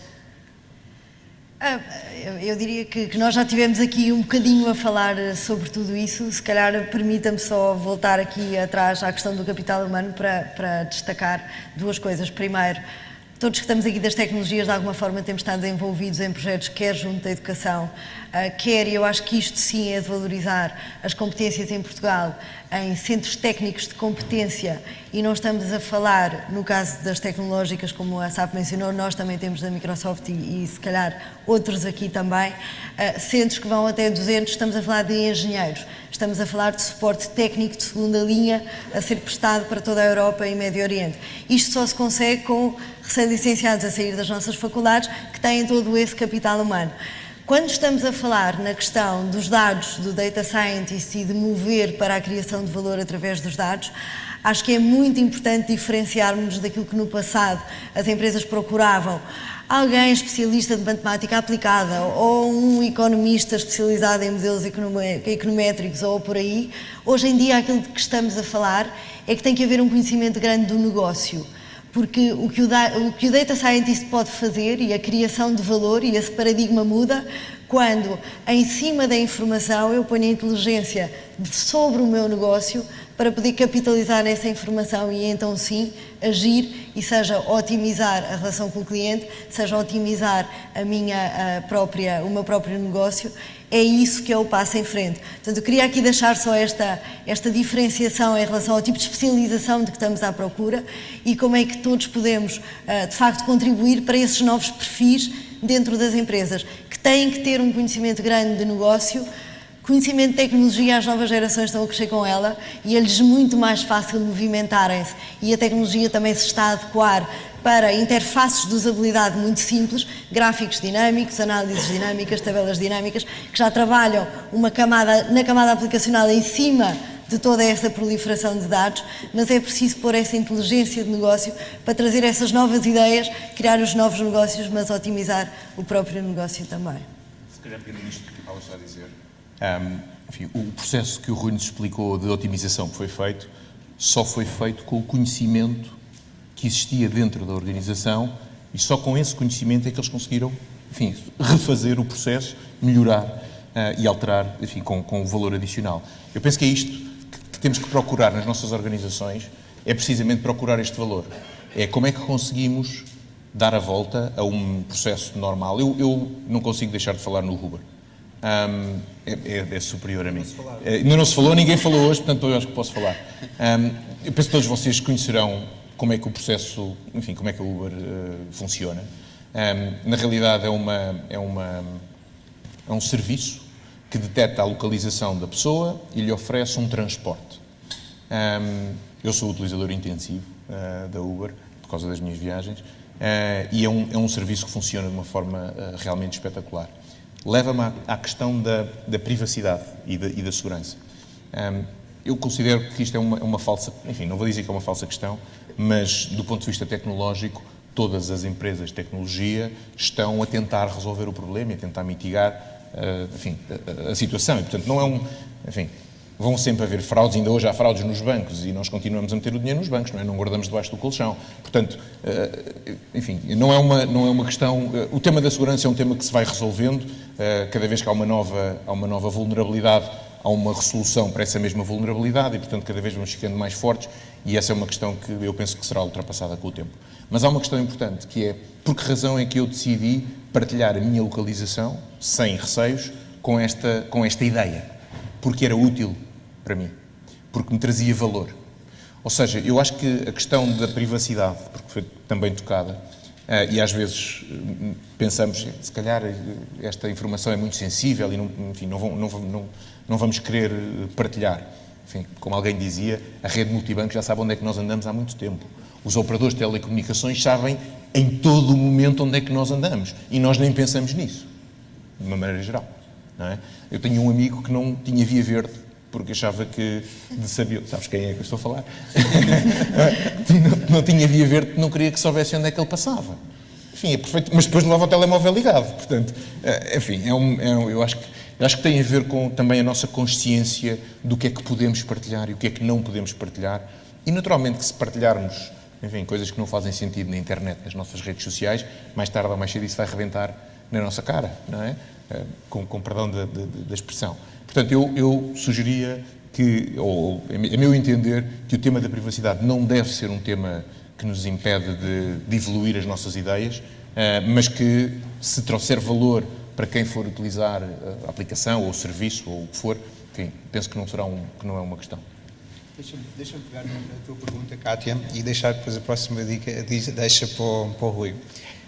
Na tua pergunta, com os dados, e eu vou deixar, como disse, para o Rui pegar neste tema, que eu sei que é um tema que o GNL Saúde está a pegar. Imaginem a geração de dados que a GNL Saúde cria. Okay? Quando nós pegamos nesses dados, o que nós temos é que trabalhar. Isso já sabemos todos. Mas temos que os segmentar. E que quando começamos a segmentar, temos que ter as ferramentas para aplicar os conceitos do Next Best Offer, a próxima oferta, a próxima lógica de negócio. Uma das coisas que o Grupo Mel anda a tentar fazer, e anda a implementar, não sabendo que estágio é que está neste momento, é, por exemplo, o Next Best Offer da família. Eu vou, não é? Formação, dados, tenho uma família e o que o grupo quer é propor, acho eu, não é? O já vai corrigir aquilo que foi a mais ou menos, propor o que é que eu posso trazer aos meus filhos, quais são os benefícios, quando eles vão programar as consultas, programar a próxima consulta e por aí fora. Portanto, eu estou sempre a gerar dados e estou a optimizar as minhas vendas, não é? Eu não sei se todos notam que o Rui nunca fala em utentes, nunca fala sempre em clientes, ok? Porque ele tem que vender mais, tem que fazer mais produção. Como é que faz mais produção? Conhecendo e dando melhor tratamento aos seus dados para poder alavancar. Portanto, nós temos hoje aqui um dos dados, um dos clientes, que é uma experiência viva de como os dados podem fazer a diferença. E esses dados todos que estão a ser gerados, o próximo passo e que a legislação vai ajudar, que há pouco eu pensei que o Rui ia falar, é que eu, como estou a gerar tantos dados, estou a gerar tantos dados, através das braceletes, o que for, eu vou gerar ainda muito mais dados. E eu vou ser o dono dos dados. E as próximas legislações de alguns países, não sei quando é que vai chegar a Portugal, sou eu que transporto os meus dados. Sou eu que vou pôr numa cloud, que pode ser a da Microsoft, os meus dados, e que quando chego ao hospital vou dar acesso aos meus dados, onde tem ali toda a minha ficha, de tudo aquilo que é coletado. Porque, para mim, que não sou médico, não sei o que é que as correlações entre as diferentes unidades de medida do meu organismo, o que é que foi feito nos meus exames, o que é que não foi. Mas os hospitais não têm capacidade, okay, para continuar a acumular dados e dados e dados e dados e dados, daí o advento da cloud, que é complementar, a toda esta geração de dados que nós vamos gerar. Okay? E, portanto, tudo isto, Kátia, respondendo à pergunta, depois associado às ferramentas de Customer Intelligence, como nós designamos, para segmentar, propor e otimizar, porque uma coisa é fazer as campanhas e depois a seguir às campanhas vem a otimização das próprias campanhas. Parece simples, mas tem sistemas que são próprios para fazer a optimização destes modelos. Não sei, Rui, se me esqueci de algumas coisas que sei e que vocês têm feito e que vão ainda continuar a fazer. Eu acho que cada vez mais. Eu tenho uma visão que não percebo como é que nós. Não percebo, é uma figura de estilo. É óbvio que percebo. Como é que nós não temos uma abordagem, por exemplo, ao processo clínico eletrónico, uma abordagem única em Portugal? Portanto, como é que eu tenho um número de identificação fiscal, tinha o número hoje o cartão de cidadão com um número único, quer dizer, e tenho na CUF nós já conseguimos fazer isso, que é todos os nossos clientes, independentemente do ponto onde entrem na rede, e nós temos uma rede, temos 14 unidades, portanto temos uma rede de hospitais e clínicas, seja o ponto onde entrarem, têm uma identificação única e, portanto, têm um processo clínico eletrónico. Qualquer profissional de saúde que tenha um doente à frente, imediatamente acede, portanto, à informação que está disponível na rede, mas é na minha rede, portanto, é na rede do José de Mel Saúde. Agora, isto gera um conjunto de ineficiências muito grande quando eu saio fora da rede, e saio fora da rede temos que entender, portanto, eu não deixo de ser cidadão português e não deixo de ter direito ao Serviço Nacional de Saúde. Se eu for a um outro hospital público, por uma razão qualquer, quer dizer, alguém teve que construir, portanto, naquele hospital, o meu processo clínico eletrónico. E estou a dizer naquele hospital no pressuposto de que entre todos os hospitais públicos não há, portanto, também este conceito de identificação única, portanto, processo clínico eletrónico único. Mas mesmo que se houvesse um único, já estávamos a falar de dois. Portanto, a minha visão é que nós temos que ter em Portugal, num ponto residente, a informação clínica toda de cada um de nós. E depois isto estar suficientemente flexível para que qualquer operador público ou privado ou da economia social aceda ali e tenha, portanto, imediatamente, com grandes ganhos de eficiência, para não estar a duplicar, olha, vai lá fazer estes exames e mais aquelas análises e mais aquele raio-x. Quando fez, portanto, há uma semana atrás, portanto, num dos outros hospitais privados ou da economia social. Portanto, concordo contigo, Luís, há um enorme valor a capturar, não só em termos de racionalidade do sistema, de melhor usabilidade do sistema, mas também em termos económicos. Quer dizer, há aqui muito valor a capturar que está a ser mal gasto, sem utilidade para ninguém. Nós, tratando estes dados, como tu dizias, dentro da José de Mel Saúde, nós estamos a procurar interpretar cada vez melhor quais são as necessidades das famílias. E as necessidades da família, nós precisamos ter alguém, porque temos a nossa vida profissional tão atarefada, e não é raro nós dizemos que as nossas coisas são as que ficam para trás, quer as coisas do negócio, quer mesmo às vezes a nossa saúde. Estamos sempre muito atarefados com as nossas coisas das empresas, do nosso trabalho, e quando chegamos a casa dizemos, isto agora quero é descansar um bocadinho, também merecemos. Portanto, nós temos uma lógica de que eu tenho que perceber as necessidades daquela família e tenho que ser o gestor de saúde, atenção, não é da doença, o gestor de saúde daquela família. Portanto, no que diz respeito às crianças, quando chegar à altura da vacinação, tem que haver, portanto, uma alerta proativa da parte da José de Mel Saúde, nos dizer, olha, que está na altura de vacinar as suas crianças. Portanto, temos aqui um departamento, temos aqui uma área que, portanto, a sua criança até já está aqui inscrita, nasceu nos nossos hospitais, portanto, já tem aqui um plano de saúde para ser seguido por nós. A mesma coisa, por exemplo, aquela situação que havia no passado da medicina individual, hoje nós estamos cada vez mais a integrar os cuidados necessários para tratar não uma doença, mas um indivíduo, que normalmente é vou chamar polissituação de saúde, para não lhe chamar polidoente, que não é essa a questão. Quer dizer, nós temos, enfim, à medida que vamos avançando na idade, ou temos um problema de hipertensão, ou temos um problema de diabetes, ou temos um problema de dificuldade respiratória, para além daquelas situações que depois nós temos uma dor gástrica, mas muitas vezes quando vamos ao hospital, queixamos-nos de uma coisa, e o profissional, se não tiver a informação toda ali presente, não se apercebe naquele momento que também se trata de um doente hipertenso, também se trata de um doente diabético ou qualquer outra situação. Portanto, a informação toda disponível no mesmo momento é muito importante para, não só em termos de segurança do doente, mas em termos de racionalização não racionalização, portanto, dos cuidados que estão a ser dados. Por exemplo, nós temos a consulta do desportista, que é uma coisa que cada vez mais, portanto, acontece. Quando antigamente, se uma pessoa tivesse um problema de saúde, ia ao ortopedista, ou lembrava-se porque falava com um amigo, ou que tinha alguém que ia ao fisioterapeuta logo, mas hoje uma consulta do desportista já trata das questões alimentares, que são muito importantes. Trata das questões, portanto, da articulação e musculares, portanto, que são situações muito importantes. Da fisiologia do próprio doente. Ou seja, há uma abordagem integrada à pessoa e não, portanto, pontual à situação da doença. É a diferença entre olhar para uma pessoa só quando está doente ou querer cuidar da pessoa, portanto, enquanto pessoa, portanto, enquanto cidadão, tratando da sua saúde, não da sua doença.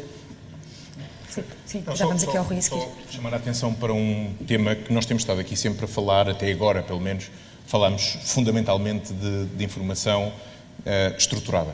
Ou seja, informação que está, de alguma forma, em bases de dados, nas bases de dados tradicionais como as conhecemos. Hoje em dia, o paradigma deixa de ser um bocadinho esse, e quando falamos de Big Data não é tanto a informação que criamos nas bases de dados, é também a criação de informação fora das bases de dados, na informação não estruturada. E há aqui uma questão muito importante, que é como é que tratamos essa informação, ou, enfim, que ferramentas é que temos para ter a capacidade de tratar essa informação, como sejam imagem, vídeo, os e-mails, os textos, enfim, as coisas que não estão em formato tradicional, estruturado, linhas e colunas, como nós os conhecemos das bases de dados. Enfim, por exemplo, nós temos mais uma vez um exemplo com a BBC, em que uma das coisas que fazemos é traduzir em tempo real o texto, o speech, enfim, ajudem-me, a fala que está a ser feita na CNN, discurso que está a ser feito na CNN para subtitles, para legendas, imediatamente, portanto, em real time. Portanto, estes são dois conceitos que para mim são fundamentais, eu penso que para todos nós serão fundamentais nos temas do Big Data, que são a informação não estruturada e o real time. Porque hoje em dia, aquela coisa de, eu agora vou fazer um relatório e depois para a semana dou-te os resultados. Já não existe. Enfim, ainda existe, mas não é aquilo que procuramos, não é aquilo que procuramos tratar. Ora, exatamente, não é isso que vai criar o valor do futuro e não é isso que nos ajuda a resolver o problema do Big Data. Portanto, estes dois conceitos que nós abordamos aqui bastante ao de leve, que são os conceitos da informação não estruturada e os conceitos do real time, são conceitos fundamentais no tema do Big Data. E que no futuro nos vão levar ainda um passo mais à frente àquilo que hoje em dia é a inteligência perceptual e, portanto, que vai permitir que vocês certamente que ouviram ou que viram e que se calhar até experimentaram o Howl.net, que nos permitia, através de uma fotografia, fosse uma fotografia já tirada ou tirada no momento, dizer a idade, o sexo. Isto não são mais do que utilização de informação não estruturada, que pode ir, por exemplo, a uma utilização de criação de valor de uma montra, onde, através da visualização imediata da pessoa, faz uma recomendação da próxima compra ou daquilo que lhe é mais adequado no momento. E, portanto, estamos a ir um passo ainda mais além daquilo que hoje em dia nós chamamos a inteligência perceptual e o que se pode fazer em cima de informação, de dados de voz, de vídeo, de fotografia e por aí fora. Deixa só ir aqui ao Rui primeiro. Eu gostava só de retomar um tema que o Rui tocou ali há pouco e que é muito importante e que nós ainda não falámos aqui. A analítica não é uma coisa que valha por si. E, portanto, aquele tema de dizer eu quero ter os dados para ter um plano de saúde para a pessoa e para a família e numa lógica mais holística é muito importante. Até porque hoje em dia nós já temos alguma consumerização da informação, ou seja, há muitas apps para aceder à informação, aos Fitbits e aos dados de corrida e por aí adiante. Isso é uma coisa que nós até já temos. O interessante disto é passar ao próximo nível. Isso de facto produz muito valor, que é, se eu de facto tenho toda a minha informação clínica na cloud, como falávamos há pouco, e se eu também tiver um modelo que de facto é capaz de me indicar que eventualmente eu posso ter um determinado risco ou posso estar na iminência de ter um determinado problema de saúde, isto tem um imenso valor. Isto já se faz hoje. Isto hoje em dia nós temos variadíssimos exemplos em que fazemos isto com máquinas. Ou seja, em vez da máquina ter uma manutenção de 3 em 3 meses, se calhar tem uma manutenção de ano a ano e depois tem uma monitorização contínua que diz esta máquina está na iminência de falhar. Okay? Portanto, isto é algo que conceptualmente existe hoje. O que é importante aqui é passar da analítica à ação. Isto ser um único processo. Não é dizer aquela lógica para quem já anda nisto há muito tempo, havia uma coisa que era os Decision Support Systems, não é? Que era uma coisa after the fact. Eu tenho o meu sistema transacional, onde faço tudo, e depois passo isto aqui para outro sistema para tomar decisões. Isto hoje em dia não faz sentido nenhum, ou seja, a analítica, a utilização de informação faz sentido porque logo a seguir vou aplicá-la. Isto hoje é possível, ou seja, não é só uma questão de ter ferramentas analíticas para explorar dados, e aqui o tema dos data scientists é muito importante porque nos ajuda a criar os modelos, mas depois temos que industrializar. E industrializar é fazer deployment de aplicações analíticas, que são aplicações que fazem transações, portanto fazem ações do dia-a-dia daquela atividade, mas que têm embutidas no seu próprio processo a componente analítica e o modelo de inteligência vai lá para de facto trazer este valor e termos manutenção mais barata, pessoas com menos risco de saúde e por aí adiante. Eu acho que os contact centers vão evoluir do tradicional inbound e outbound, vão evoluir para monitorização.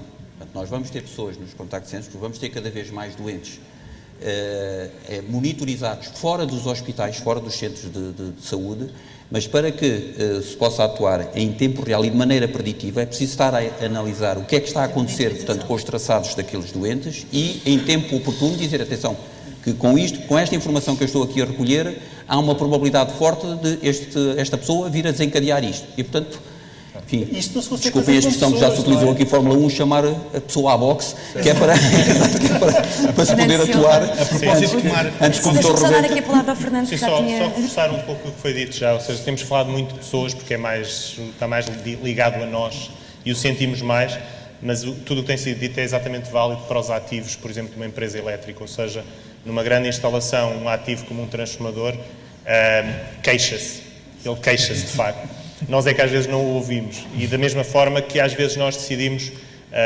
fazer a manutenção só porque é ao fim de 10 anos e de facto ele podia estar mais 3 ou 4 e portanto isto estamos a falar na base de competitividade e estamos a falar de ser cada vez mais competitivo, ainda para mais em áreas altamente reguladas onde a remuneração dos ativos é feita com base no CAPEX e portanto a melhoria dos resultados da empresa resulta da otimização que fizeram ao nível da operação e manutenção, do OPEX. Portanto, são de facto, qualquer um destes, Internet of Things ou as pessoas, acabam por ter modelos que se aproximam muito, umas queixam-se por si só, outros têm que ser ouvidas nos momentos certos. Era só reforçar esse ponto. Não, só reforçar, a propósito da ação e da reação, havia um tema e da privacidade. Falávamos antes de entrar aqui hoje. Nós temos duas cidades, ou pelo menos conhecemos duas cidades que estão sob vigilância total, Londres e Moscovo. Moscovo tem cerca de 70 mil câmaras, Londres tem um bocadinho menos, tem 14 ou 15 mil. Nestas cidades, enfim, isto foi vendido na altura como a videovigilância, e a videovigilância não era mais do que verificar se os carros estavam bem estacionados ou mal estacionados, quando havia acidentes, ver quem tinha a culpa, ou quando havia um ladrão a fugir na rua, tentar apanhá-lo, agora um terrorista, não é? Agora temos a questão de que na altura era videovigilância, era Big Brother is watching you. Agora já estamos menos preocupados, porque agora já nos ajuda a apanhar os terroristas que andam nas nossas cidades a fazer enfim, o que não devem. E, portanto, deixa de ser videovigilância para passar a ser videoproteção. E eu acho que esta é uma ideia. Reparem só que enfim, é exatamente a mesma coisa, só que a ideia, e mais uma vez o mundo das ideias, a ideia muda aquilo que estávamos a falar. E, portanto, estamos a falar, mais uma vez, de informação não estruturada, online, enfim, real-time, enfim, é este, e ação-reação, que era aquilo que falávamos. E, mais uma vez, a privacidade aqui não se põe, porque todos, nesta altura, queremos estar protegidos. Exatamente, seguros e protegidos. Já ultrapassámos o nosso tempo, mas vou ainda pedir uma ideia final, muito breve e rápida, sobre esta questão da criação de valor. Começa ali pelo Rui, muito sucintamente. Eu acho que há benefícios enormes, quer do ponto de vista económico, quer do ponto de vista de segurança e da qualidade das ações e iniciativas que qualquer um de nós desenvolve. Portanto, isto para ser mais abrangente do que propriamente na saúde. Só para vocês terem uma ideia, portanto, nos Estados Unidos da América estima-se que com a utilização do Big Data se pode racionalizar custos da saúde em qualquer coisa como 400 bilhões de dólares, acrescentando segurança e acrescentando qualidade àquilo que se está a fazer. Portanto, não é diminuindo a qualidade e, por isso, portanto, tendo custos mais baixos. acrescentando qualidade e acrescentando segurança. Ou seja, acho que estamos numa época de enormes possibilidades, enormes oportunidades também. E acho que cabe-nos a nós aqui que estamos neste painel, seguramente os que estão aqui na sala, cabe-nos a nós a responsabilidade de sabermos protagonizar esta oportunidade e de criarmos verdadeiro valor, não só para as nossas empresas, mas acima de tudo para a sociedade onde nós estamos envolvidos. É essa a nossa missão também. Paula. Eu gostaria de dizer que a transformação digital em Portugal está aqui, está a acontecer agora. Se calhar convidava-vos a entrar no nosso canal de YouTube. Temos um vídeo que pusemos há muito pouco tempo, de cerca de 6 minutos, com 12 testemunhos de empresas diferentes, com adoções de digitalização distinta, mas todas elas a darem o seu testemunho do que isso trouxe de criação de valor e que está a acontecer hoje no mercado em Portugal. Com a conectividade, com a disponibilidade da cloud, com as capacidades que temos de capital humano, nós acreditamos que o futuro de Portugal é subir naquele ranking, sem dúvida, e isso pode começar a acontecer já. Filipe. Muito bem. Não sei se tiveram a oportunidade de ver a abertura do Congresso. Começou com um sketch muito interessante sobre o pioneirismo de algumas das nossas empresas, o facto de, a Via Verde, o Multibanco, entre outras, os pré-pagos da TMN, invadir não só Portugal como também o Brasil, e portanto, como é que nós conseguimos colocar em marcha ideias que eram, aparentemente, pouco realistas. Eu desafio-vos a porem as vossas organizações a pensarem como é que nós podemos ter mais ideias destas. Eu não queria falar em pioneirismo, porque penso, como dizia a Paula, que já estamos em velocidade de cruzeiro, mas como é que podemos ter novas ideias para novas oportunidades de negócio em conjunto? Fernando. Bom, a criação de valor, eu acho que já discutimos, está aqui um pouco nas nossas mãos. Ainda a Paula agora dizia, inclusive está aqui um painel que, tirando o Rui, que absorve, inclusive todos estes providers, têm a capacidade de providenciar valor, nós que chamamos aí no SaaS, que é giving you the power to know. Portanto, o conhecimento, os dados estão lá, o que as empresas necessitam é que ter as ferramentas próprias e adequadas para os explorar em tempo real e tomar decisões em tempo real, como há pouco vimos, e o Rui até frisou num tom de voz diferente. Os dados antigos já não servem para nada, os dados de há uma semana, de há um dia, não servem para nada. O que nós queremos é ter dados em tempos reais. Portanto, aquilo que nós temos que fazer para evoluir na posição, que foi o tema inicial, onde Portugal se encontra face ao estudo, é efetivamente as empresas, de uma vez por todas, ao nível do mundo empresarial português, tomarem as decisões e terem a coragem, de investir nestas matérias e conseguirem extrapolar os seus dados, que é que muitas delas não conseguem. Eu dou, só para terminar, um exemplo de ontem, de uma outra conferência que ocorreu aqui ao lado, que um dos meus responsáveis por essa indústria me passou uma mensagem super feliz, porque é uma das maiores empresas portuguesas e um dos principais administradores dizia: bom, agora já temos tudo, portanto isto era uma voz, agora já temos também o SaaS para explorar os dados. E, portanto, a nós encheu-nos de orgulho, e a ele que está aqui à minha frente também encheu de orgulho, de percepcionar que efetivamente é uma das empresas que percebeu, a administração percebeu que, tendo a capacidade analítica para fazer a parte preditiva, pode efetivamente ir mais além do que aquilo que outras empresas não podem. E hoje também vimos aqui que o advento da cloud permite que empresas de 2, 3, 4, 5 pessoas também já possam explorar de forma extremamente acessível e financeira e economicamente para projetar os seus negócios e, com isso, poderem ajudar a economia do país a evoluir. Eu diria que, claramente, colocar a transformação digital no centro da estratégia, adequar a organização e dotá-la dos recursos que são necessários para realmente levar avante esse objetivo, e, olhando aqui para o que está no ecrã, não ter medo de falhar, porque, claro, estamos a dinâmica de mercado é muito forte, as mudanças são muito rápidas e certamente muitos dos modelos, muitas daquilo que vamos implementar hoje não será amanhã a solução certa, mas vamos ser capazes de adequar esse caminho constantemente. Portanto, ser muito rápido, ser muito flexível, porque a mudança é muito rápida hoje em dia e os ciclos são cada vez mais curtos. Rui, para concluir. Bom, concluindo, eu diria o mundo hoje é digital, ou seja, isso não há dúvida nenhuma. Mas a maioria das nossas organizações ainda de facto não o são, porque têm um conjunto de modos de funcionamento que vêm do passado. E esse é o desafio. É de facto, hoje em dia, até pelo efeito da globalização, isto não é uma opção, ou seja, vamos ter que ir para aqui. Portanto, o desafio é um pouco, o digital está lá, como é que o vamos usar para potenciar negócio? É um meio para um fim, não é um fim em si mesmo. Muito obrigada, infelizmente esgotou-se o nosso tempo. Obrigada a todos pela vossa presença, especialmente aos nossos oradores e ao keynote speaker. Obrigada e até breve.